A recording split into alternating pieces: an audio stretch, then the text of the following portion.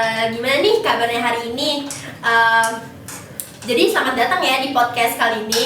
Kenalin, di sini gue Radhika Ramadanti sebagai host di acara podcast kali ini. Jadi nanti gue sama teman-teman gue juga nih yang cantik-cantik dan ganteng-ganteng pastinya. Oke, stay tune guys. Oke nih, jadi di sini ada teman-teman gue yang ganteng dan cantik-cantik. Oke, jadi gue dan teman-teman gue di sini tuh mau ngebahas tentang kejahatan data digital jenisnya phishing loh guys. Jadi gue mau minta kenalan dulu nih dari teman-teman gue. Nama gue Adi. Halo, gue Sophia. Halo, gue Jihan. Nah, udah pada kenal kan guys? Jadi lebih baik kita ke materi selanjutnya. Jadi gue pengen nanya nih tentang pendapat kalian nih, dari phishing itu apaan sih menurut kalian tuh? Kalau menurut gue, phishing itu kayak kasus tentang penipuan sih, semacam penipuan online gitu. Kalau karena gue sih kejahatan kayak pengelabuan di online kayak gitu sih. Kalau kata gue sih, phishing itu kejahatan di media online melalui kode atau nomor telepon. Oh gitu ya, hampir sama nih ya persepsi kalian tentang phishing ini. Gue mau nanya lagi deh, satu lagi kayak phishing, kan kita bahas phishing nih. Jadi pernah gak sih kalian tuh kayak pernah ngalamin atau hampir kena dari kasus phishing ini nggak? Gitu dari pengalaman kalian pribadi gitu contohnya. Coba dari Jihan dulu, gimana nih? Gue sih dulu pernah dapet nomor dari WhatsApp itu dari Shopee, itu kan kayak menang hadiah gitu. Oh Jadi iya gue iya. suruh masukin kode OTP, tapi pas gue lihat ternyata nggak ada centang birunya. Oh iya iya iya. Semacam undian ya, iya betul. Coba dari Kak Sophia nih gimana pengalamannya? Mungkin dari Kak Sophia nih pengalaman pribadi tentang phishing ini sendiri kayak gimana?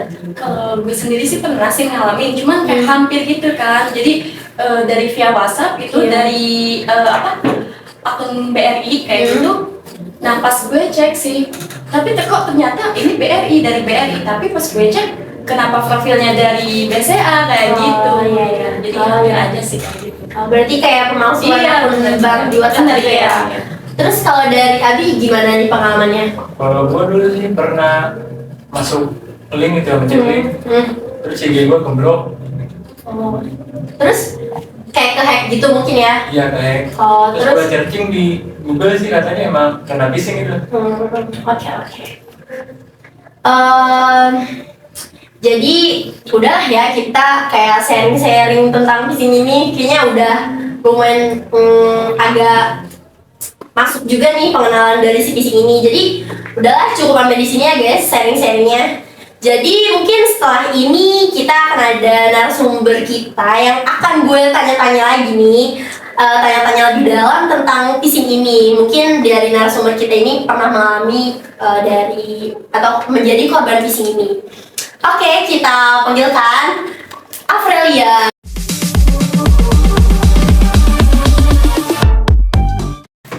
Nah, karena sekarang narasumber kita udah bersama kita nih guys, jadi narasumber kita udah bersedia untuk sharing tentang pengalamannya menjadi korban phishing ini.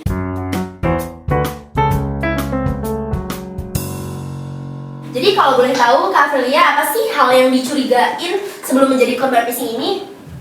Sebenarnya sih awalnya tuh belum curiga ya, karena waktu kejadian kayak los aja gitu, kayak mengalir aja, karena kan sambil main HP juga. Iya. Terus disuruh buat ngisi formulir, katanya ada pergantian pembiayaan admin dari 6,5 ke 150.000. Oke. Disuruh ngisi, terus tiba-tiba ditelepon, terus minta kode OTP. Nah di situ baru merasa kayak curiga, kok kode OTP-nya dikasih tahu gitu kan. Tapi tetap gue ngasih kode OTP itu ke si penipunya. Terus gue kasih, setelah gue kasih pas mau login ke m-bankingnya ini nggak bisa tuh, nggak bisa kurang lebih selama 10 menitan. Pas nggak bisa, ditelepon lagi, minta kode OTP lagi, kasih lagi sama gue. Terus setelah 10 menit baru bisa login. Pas udah login itu kenapa ada mutasi gitu kayak transaksi. Oh iya. Padahal gua nggak sama sekali nggak transfer, nggak bayar apa-apa.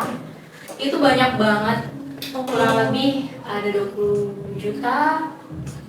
Jadi tapi itu buat apa namanya, masuk ke rekeningnya tuh beda-beda. Jadi kalau kurang lebih tuh ada 10 rekening yang beda-beda dengan jumlah yang beda-beda juga. Oh, jadi misalnya dari rekening Kak ini misalnya ada 20 juta tadi tuh jadi transfer ke antar rekening atau banknya Iya. itu beda-beda juga ya? Beda. Gitu. Nah, terus gimana sih, kan udah jadi korban phishing, gimana sih perasaannya gitu waktu dulu pernah ngalamin? Perasaannya pasti sedih ya. Sedih, pengen marah, terus kayak ini beneran gak sih? Gitu kan, kayak 20 juta tuh bukan yang sedikit lah ya, apalagi kan kayak itu buat nabung buat kuliah, buat bayar kuliah, buat bayar ini itu. Jadi kayak ini beneran gak, sampai sekarang juga kayak Masih nggak mikirin, percaya? iya bener, masih nggak, ini kayak bohongan gitu. Oke.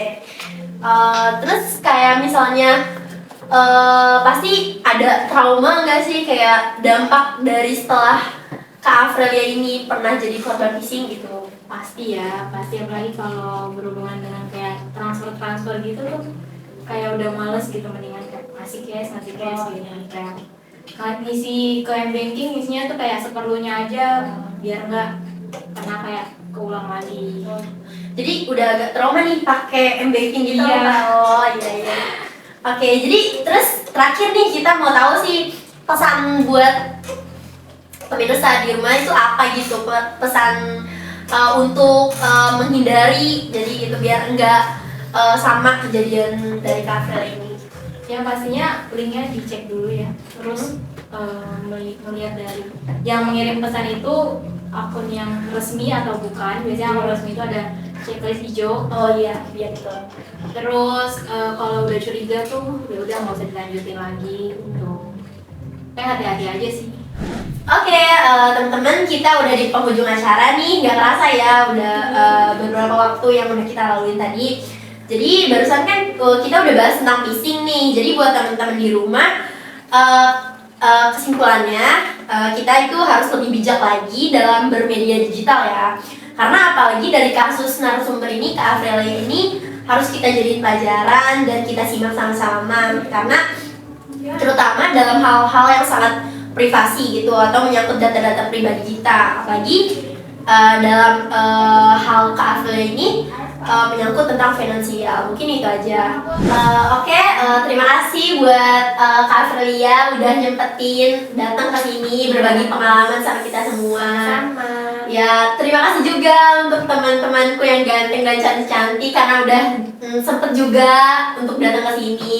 Semoga ilmu-ilmu yang kalian sharing kita ini ke kita semua jadi manfaat ya guys. Oke, terima kasih.